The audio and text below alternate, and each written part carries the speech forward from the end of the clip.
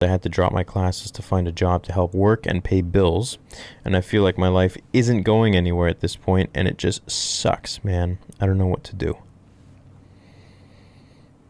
There are going to be many times in your life where things aren't always moving. If they were always moving, you'd probably have a lifespan of maybe 10, 20 years. These moments in life are there for you to really seize and to enjoy life.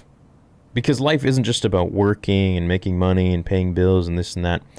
It's about really setting the fine foundations of what you want your life to be, in my opinion. So when there were points in my life where I was like, oh, I'm not going anywhere, I'm not getting anywhere, I'm just stagnant, I'm stuck, everything's just slow, I would just keep doing what I needed to do in the moment. And in the meantime, I'd always be looking for something new, contemplating new ideas and new things. And eventually, all these little ideas, they lead you to different paths. You may not know it, you may not notice it, but eventually they do. Each day does. To have negative thoughts, I think it's totally fine to have negative thoughts because they're just thoughts. And what negative thoughts are, they're typically, if you're not going to act on these thoughts, then they're bullshit. If you're going to act on them, call the police if they're like very bad.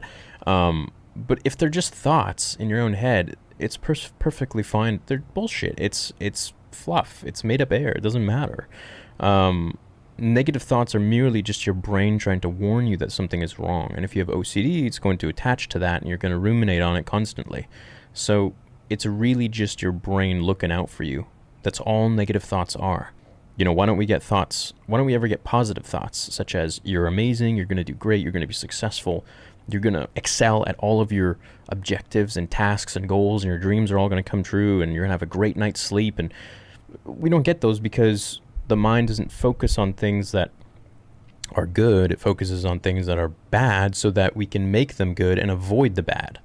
That's all it is. So confidence is an interesting one. Your confidence doesn't come from things. It doesn't come from, like I said earlier, money in the bank. It doesn't come from how many dates you get. It doesn't come from what you look like. It comes from the inside. And I've chased different forms of what I thought confidence was in my life. And at the end of the day, it really has nothing to do with anything material or physical. It comes from within.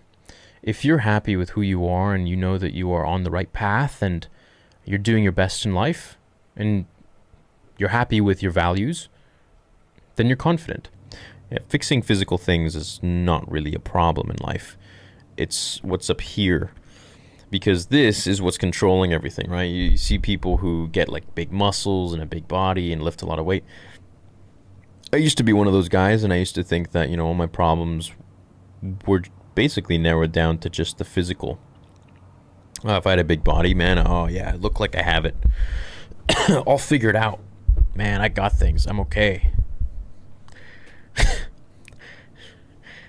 Couldn't be further from the truth. The brain is the one that is actually the muscle that should be trained. I feel like we should be thinking more about our minds and our thoughts, and not thinking about our thoughts, but understanding our minds more than just going to the gym. Any person can go to the gym. It's very easy.